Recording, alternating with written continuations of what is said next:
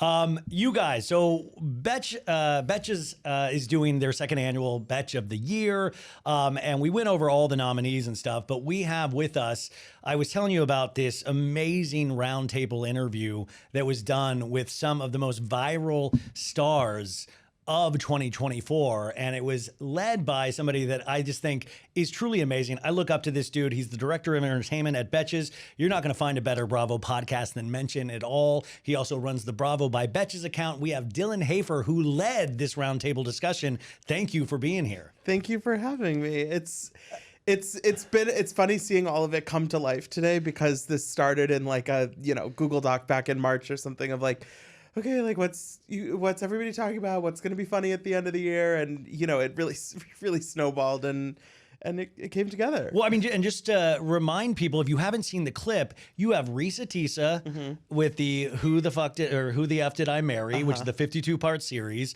You have MJ, you have Mercedes Javid from Traitors. You have a girl with no job who's looking for a man in finance. You have Ann Madix from Vanderpump Rules. You have the Four Seasons baby and her dad. Not just the dad, you have the baby. I mean, you have this cast of characters that you do this roundtable with, but like from a production angle, like you said, it just seems like, man, this must have been months of work to make that happen. Yeah, and it was such a group effort. I mean, in terms of our, booking and getting everybody's logistics sorted. I mean, Henrik, the Muffin Man, lives in Norway. Kirsty, the Oompa Loompa, lives in Scotland. The Oompa Loompa, which, by the way, looks nothing like the actual. Yeah, she looked really good. She looked amazing. Yeah. Yeah, no, it was nice. We had people in hair and makeup, and like the styling also to kind of give nods to their viral moments. Whereas like MJ was wearing this sort of like sheer dress with like the tattoo looking stuff, like she was that top on the show. You didn't make her like, wear the denim pants, yeah.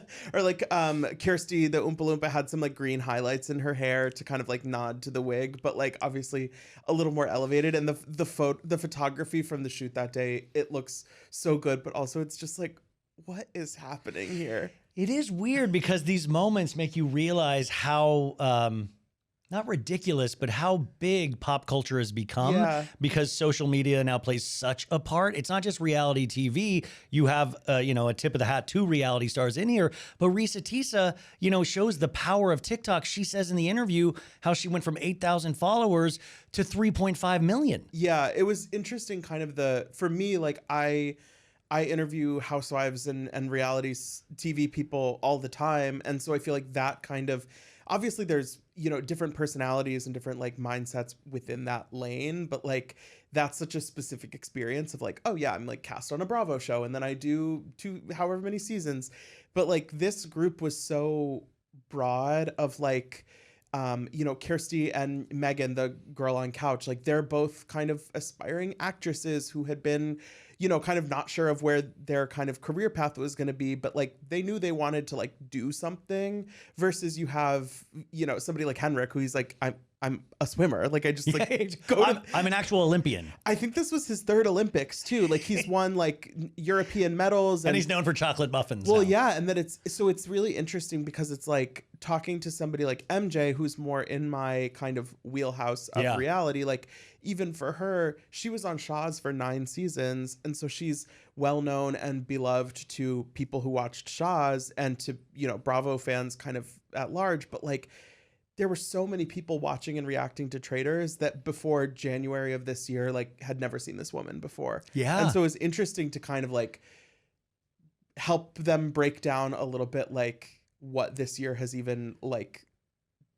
been for them, because it is so outsized. Yeah, I mean, but you said it like it's such a great example. Like girl on couch, she's just doing funny little things on TikTok to amuse herself. All of a sudden, this one hits, looking for a man in finance. Yeah, and then she has to now think about like, I have an audience now. How do I keep this up? What do I do now? Should I just keep doing things that make me laugh? But like you said, Mercedes, 9 seasons of reality TV under her belt, and now she's introduced to a whole new audience because she was eavesdropping in a denim outfit. Yeah, it was interesting. Phaedra Parks was also nominated for I think it was like meme of the year, quote of the year, or something. One of our other categories, and I was talking about like that second season of Traitors really was like such a a moment in Yeah. in a way that, I mean, I think the first season did pretty well, you know, like the second season, obviously I'm sure they had high hopes for it, but like to create like a cultural watching experience like that it almost kind of has to happen by accident.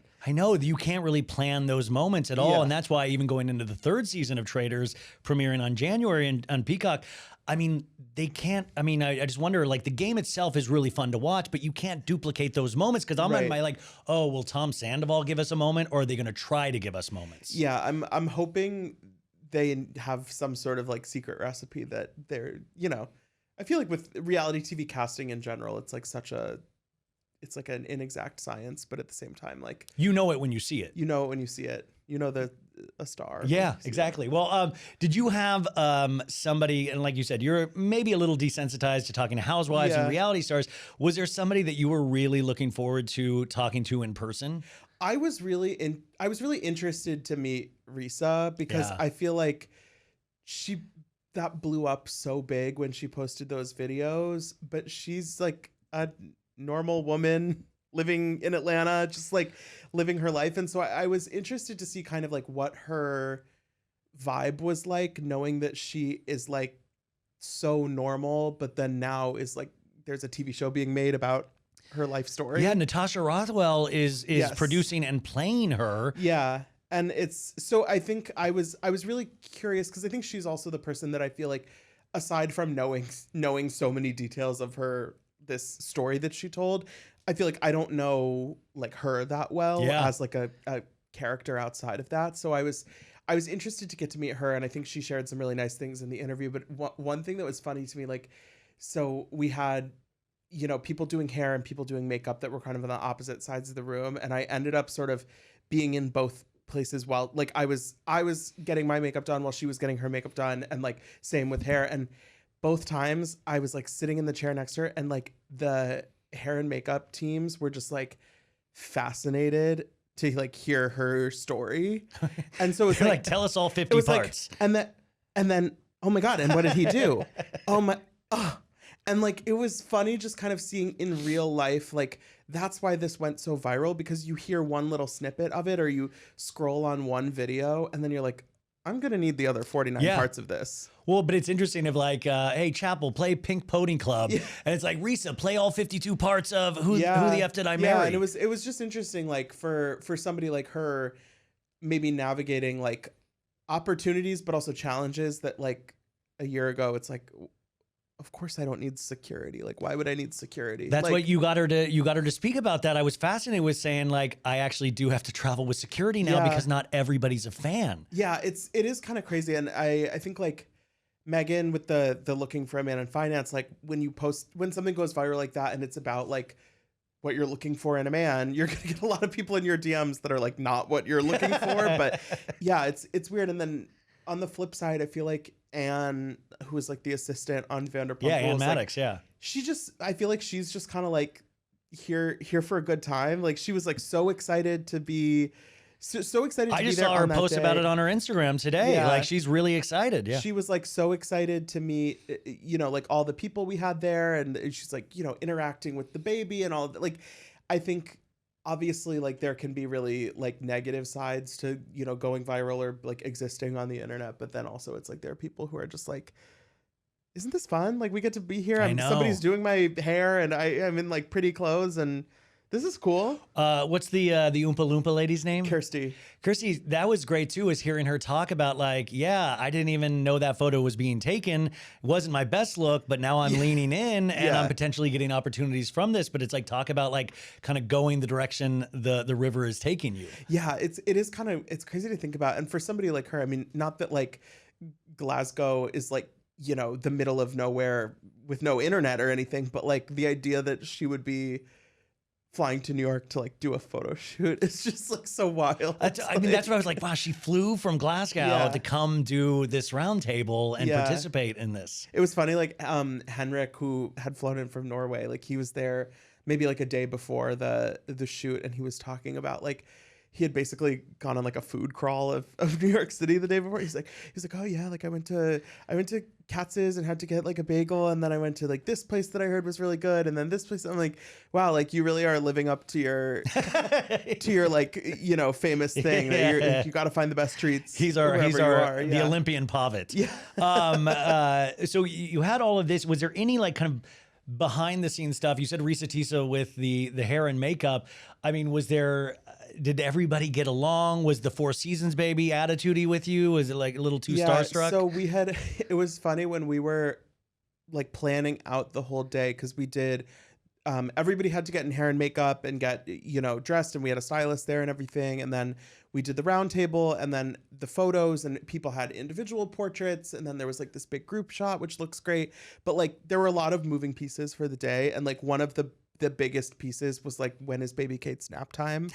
Because it was like, okay, we had talked to... Oh, I forgot she has a name, not just Four Seasons baby. Yeah, so like I think her aunt was kind of like our main point of contact. And it was like, okay, so like usually she goes down between like 12:31, but sometimes it happens early. But then like if she's in a really good mood, then maybe you can stretch it to 1:30. And it's like, okay, so I like that the dad talked about saying, people started reaching out saying something was going viral, and he didn't know it was the baby. He was like, it could have been something when I was like from the ages of 18 to 22 online. Yeah, but so it was like, in terms of that day, like Kate was so funny, and she was like, maybe like not in a great mood when they first got there, but then we got a little window of time, and we were getting like some really fun little like extra content with her, which people will see.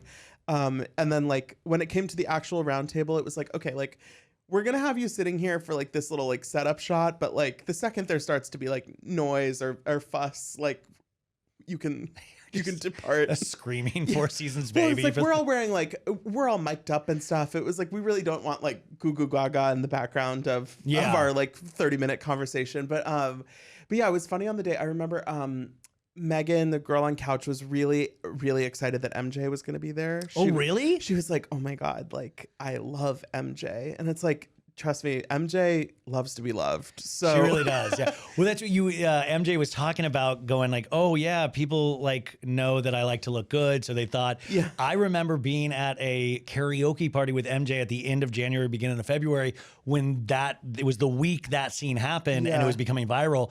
And I had to explain to her, I said, look, and she didn't understand. I said, no, this is good. This is a good thing. This is what you have waited 9 years to happen. Well, now they're rebooting Shaw's. And I think part of it is the reason, like the success of the Traitors with her. Yeah, I think there is kind of that.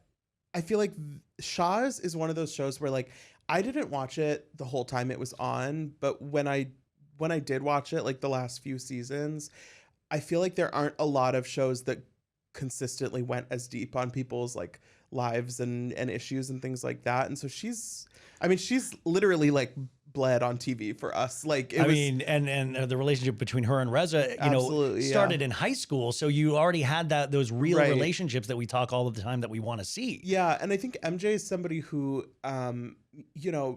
meeting her a few times and interviewing her and stuff, like she's like such a sensitive soul, you can tell. And she really like, she wants to make a good impression. She wants to be like, saying the right thing. And I think when we had first been talking about doing this shoot, like she didn't necessarily know who all of the people were. But on the day, you could tell that she had like gone and done her homework. And she was really interested in like listening to people talk and like asking. She even asked like people some questions. Like I don't know exactly how much made it into the final video because I kind of blacked out when it was happening. But like she was really excited to be there and like interface with all those other people that had different experiences from her. And I always think that's cool when it's not just like, oh yeah, like I'm how long do I have to be here? When are they taking my picture? But it's like, no, this is like a cool. No, it was cool. I was watching day. this and I was like, man, this is like the Justice League of pop culture for 2024. Like, as you're like, oh, wow, all of these great memories. And I was just talking about all of the nominees and I was saying, 2024, there's been some real brutal aspects to it, especially in these last couple of months. But it's great to disassociate with some of these really wonderful pop culture memories. The Four Seasons, baby, that made you smile. Like, like that made you laugh, like Looking for a Man in Finance. All of these things kind of like humanize certain aspects of our own life. Yeah, somebody on Twitter called it the brain rot Olympics, which I'm like, Wow. I'll take it. I'll take it. All right, you're an Olympian. A couple more things, and this is just from like a geek's perspective of somebody that loves to interview people. When you are interviewing all of these people, you said you kind of blacked out almost. Do you keep, in any of your interviews, even with the Housewives, do you keep a running tab in your mind of like, is this going well, or do you just not think about that at all? So we had a pretty tight amount of time, and when you have 7 people that you're trying to kind of get each of them And highlights, right? Yeah, like you want everybody to feel like they were there for a reason. You want everybody to feel like they were like a part of the conversation. And some people are naturally more like, you know, jumping into the conversation. Some people it's like, okay, like I feel like this person hasn't talked in a while. Like maybe the next time I'm switching topics, maybe I'll kind of throw to them. Like I think it was the main thing for me was like I wanted, even though it was like fun and silly, the whole kind of like idea of the day, like I wanted everyone to leave feeling like they had like a positive experience, but also like I wanted it to be an interesting conversation. And so I think there were some things that I had like on my note cards going in, or like things that I had thought of that were like, oh, that would be like a funny moment, or that would be like a funny thing to say. But then it's like, at the end of the day, like I want it to be like a compelling conversation. I always feel like when I interview like housewives and stuff like that, it's like, yeah, you want to talk about the drama and who they're not getting along with and all of that. But like also sometimes you just want to have like a interesting, like a real moment, real conversation. A real experience. And like, especially if it's somebody that you're kind of like getting to know, if it's like a new housewife, or, you know, some of the people on this panel, we don't know that well outside of their like viral moment. It's like really like, I don't know, hearing a little bit about like what makes them tick and their, you know, their background and stuff like that. So, I mean, 30 minutes for 7 people, you can only get to so much, but it was fun to have kind of like, it felt like a well-rounded conversation. No, I think each person got a moment, and I took something from each. Like you got a piece of information that I was like, oh, that's interesting, that's interesting, that's interesting. So I know people are going to love this. If you haven't watched it yet, go watch it, because I think you are going to be delighted. And then while I have you here, finally, we just got potentially horrendous news with VPR and the OGs going. And I know you talked about this on Mention It All. But where are you at? Where are you holding space for the OGs of Vanderpump? Look, I'm holding space. I mean, there's lots of space being held for them all the time. I mean, I think the thing is, like, we don't know what the future will be, and it could be really good and it could be really bad, but the same could be true if they had kept the whole cast, and done season 12. Well, like they're nothing not happened. Going away. Like, you know, obviously some of them are going to be in the Valley. They'll probably have spinoffs. I think I'm more. I saw somebody on TikTok, I think, raising the point that was like, the thing that I'm worried about with like the reboot and like the new young cast working at SUR is that it's like, SUR isn't like a cool restaurant to work at in 2024. I barely believed it was cool in 2013. Right, like in 2013, first of all, I think we all just knew a lot less when it came to like, social media wasn't what it is. Like, right, like what is the scene in West Hollywood, and like where's the place to hang out? Like there weren't people on TikTok being like, this restaurant is shitty and overhyped. Like I think it was easier to just be kind of like, well, these people seem kind of like messy and glamorous. Yeah. And so I think now it's a little harder to like convince us that something is exciting. That's a really interesting point though, actually. Yeah, because I always say SUR kind of smells like vodka Red Bulls and Kristen Doute's Marlboro Lights. And it's not like the glamorous place that it presents itself as. As. So I'm hopeful that the people that they find will have those relationships that are compelling to watch, but I think they're going to have to be careful with how they portray kind of like the idea of working at SUR, because it's not like in 2013 when they're like, all of Hollywood's sexiest young wannabe models, actors, and singers. Like, it's like, I don't actually believe that. Yeah, it's like all of Hollywood's wannabe models, actors, and singers are still like living in Oklahoma, posting on Instagram. Like they're SUR is not the place you bring your mistress anymore. It's barely the place that Groupon wants to bring people to. It's the place you bring your bachelorette party that watches Bravo. That wants to see Jax Taylor potentially. Yeah. Yeah. So I'm like, I really I always try to be optimistic when Bravo is like making choices like this, because I'm like, well, they hopefully they know something I don't know, and maybe it'll end up being really good. I mean, I am a little bit, my hopes are buoyed by the fact that like just earlier this year we thought the Valley was going to be so bad. Exactly. We always, like I said, we do that as an audience, especially on Bravo. We tank something immediately. When they dropped the first teaser for the Valley, that was like, it was like, you know, them sitting on like little baby lawnmowers and stuff, just like ambling up the street. I was like, who is this for? How dumb do they think we are?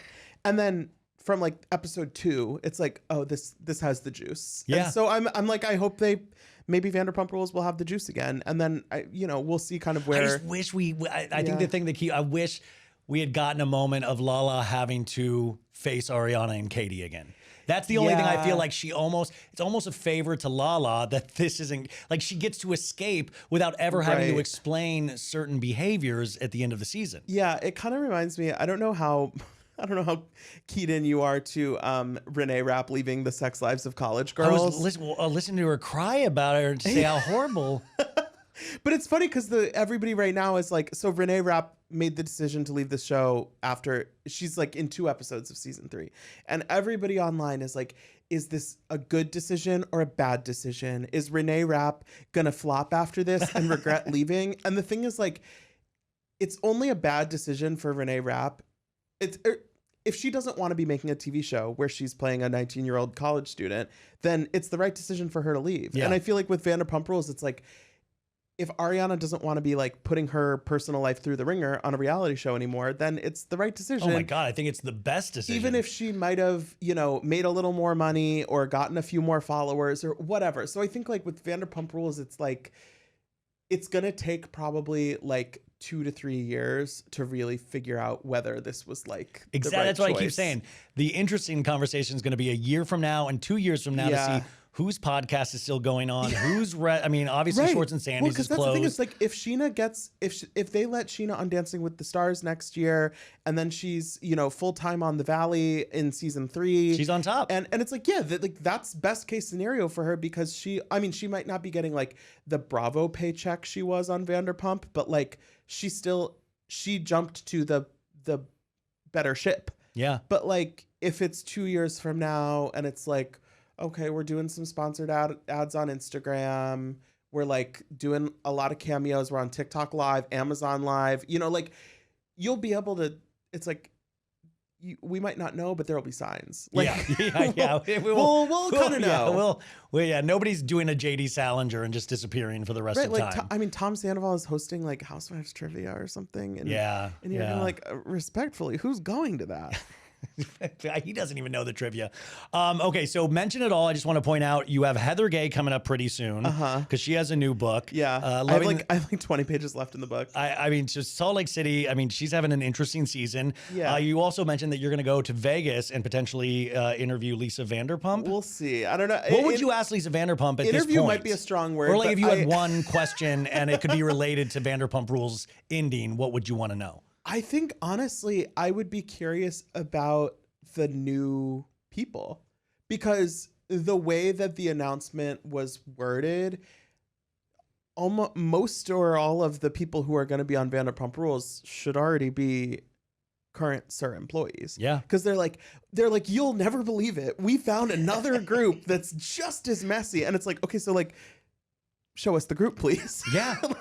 Show me the like flow chart of who's hooking up with who. I was looking at that clip of Andy with the flow chart. If there's not a web of hookups, then it's not. Then they're lying to us that it's an equally as messy group. So I'm like, I understand that we're not going to know anything for a while, but like I need them to already know, because if they're going into like a casting call right now, we've already made a wrong turn. If anybody's watching, Christmas Vacation, where they kidnap Chevy Chase's boss and kidnap Alex Baskin and bring them to the Betches office, and he needs to. Dylan doesn't want to be a part of this. I'm going to be a part of this.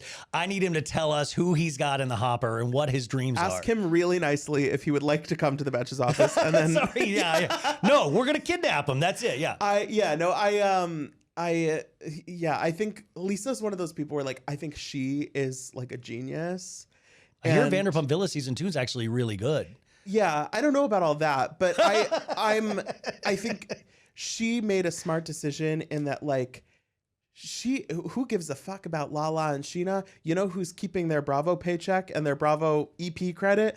Lisa Vanderpump. I know. Like, It's like this weird chess game. Like there was a rumor a couple months ago that they said they were like pushing Lisa out. Yeah. And then it's like, look who survived. Like who thought Peter Madrigal would have a job now more than Schwartz at this point? Yeah, we'll have to see if they blur out Peter's face on Poor Vanderpump Peter. Rules like they did I on know. The Valley. Poor Peter. Oh my God.